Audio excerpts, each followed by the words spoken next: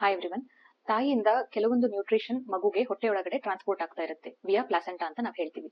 ಈ ನ್ಯೂಟ್ರಿಷನ್ ನ ಏನ್ ಟ್ರಾನ್ಸ್ಪೋರ್ಟ್ ಮಾಡೋ ಪ್ಲಾಸೆಂಟಾ ಇರುತ್ತಲ್ಲ, ಇದ್ರ ಥ್ರೂ ಕೆಲವೊಂದು ಹಾರ್ಮ್ಫುಲ್ ಸಬ್ಸ್ಟೆನ್ಸಸ್ ಕೂಡ ನಿಮಗೆ ಗೊತ್ತಿಲ್ಲದೇನೆ ಮಗು ಒಳಗೆ ಹೋಗೋ ಚಾನ್ಸಸ್ ಇರುತ್ತೆ. ಮೊದಲನೇದಾಗಿ ಬಂದ್ಬಿಟ್ಟು ಕಾರ್ಬನ್ ಮೊನಾಕ್ಸೈಡ್. ಇದು ಯಾವ ಸಬ್ಸ್ಟೆನ್ಸ್ ಇಂದ ಪ್ರೊಡ್ಯೂಸ್ ಆಗುತ್ತೆ ಅಂದ್ರೆ, ಇನ್ಕಂಪ್ಲೀಟ್ ಆಗಿ ನಾವು ಫ್ಯೂಯಲ್ ನ ಬರ್ನ್ ಮಾಡ್ತಾ ಇದೀವಿ ಅಂತ ಹೇಳಿದ್ರೆ, ವೆಹಿಕಲ್ ಪೊಲ್ಯೂಷನ್ ಆಗಿರ್ಬೋದು, ಇಲ್ಲ ಕೆಲವೊಂದು ಮನೆಗಳಲ್ಲಿ ಕೆರೋಸಿನ್ ಹೀಟರ್ಸ್ ಯೂಸ್ ಮಾಡ್ತಾ ಇರ್ತಾರೆ ಬಿಸಿ ನೀರನ್ನ ಕಾಯಿಸ್ಕೊಳೋದಕ್ಕೆ. ಇವೆಲ್ಲದರಲ್ಲೂ ಈ ಕಾರ್ಬನ್ ಮೊನಾಕ್ಸೈಡ್ ಅನ್ನೋ ಅಂಶ ಪ್ರೊಡ್ಯೂಸ್ ಆಗ್ತಾ ಇರುತ್ತೆ. ಇದು ಮಗುವಿಗೆ ಹೊಟ್ಟೆ ಒಳಗಡೆ ಆಕ್ಸಿಜನ್ ಕೊರತೆ ಮಾಡೋ ಸಾಧ್ಯತೆ ಇರುತ್ತೆ. ಎರಡನೇದು ಬಂದ್ಬಿಟ್ಟು ಎಥನಾಲ್. ಇದು one of the alcohol form.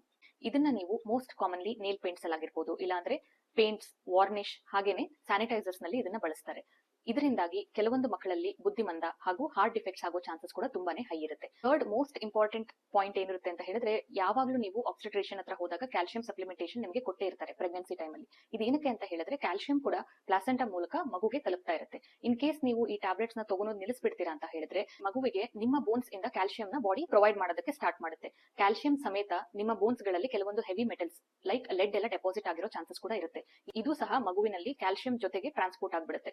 ಈ ಮೂರು ಸಬ್ಸ್ಟೆನ್ಸ್ ಗಳು ನಾನೇನ್ ನಿಮಗೆ ಅರ್ಥ ಮಾಡಿಸ್ತೆ ಈ ವಿಡಿಯೋದಲ್ಲಿ. ಇದರಿಂದ ಒಂದು, ತೂಕ ಕಮ್ಮಿ ಇರೋ ಮಕ್ಕಳು ಹುಟ್ಟೋ ಚಾನ್ಸಸ್ ಇರುತ್ತೆ. ಎರಡನೇದಾಗಿ, ದಿನದ ಮುಂಚೆನೆ ಮಕ್ಕಳು ಡೆಲಿವರಿ ಆಗ್ತಾರೆ, ಪ್ರೀಟರ್ಮ್ ಬೇಬೀಸ್ ಅಂತ ನಾವೇನ್ ಹೇಳ್ತೀವಲ್ಲ, ಅದು ಸಹ ಸಾಧ್ಯತೆ ತುಂಬಾನೇ ಹೈ ಆಗಿರುತ್ತೆ. ಸೊ ಇದೆಲ್ಲಾ ಪಾಯಿಂಟ್ಸ್ ನ ನೀವು ಗಮನದಲ್ಲಿಟ್ಕೊಂಡು ನಿಮ್ಮ ಪ್ರೆಗ್ನೆನ್ಸಿನ ಒಂದು ಹ್ಯಾಪಿ ಜರ್ನಿ ಆಗಿ ಮಾಡ್ಕೊಳ್ಳಿ.